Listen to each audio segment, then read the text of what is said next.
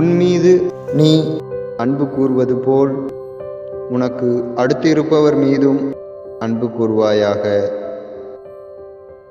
தூய மார்க்கு எழுதிய பரிசுத்த நற்செய்தி அதிகாரம் 12 31வது இறைத்திருவசனம்.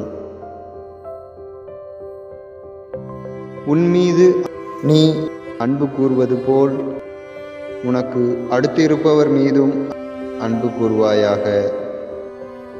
தூய மார்க்கு எழுதிய பரிசுத்த நற்செய்தி அதிகாரம் 12 31வது இறைத்திருவசனம்.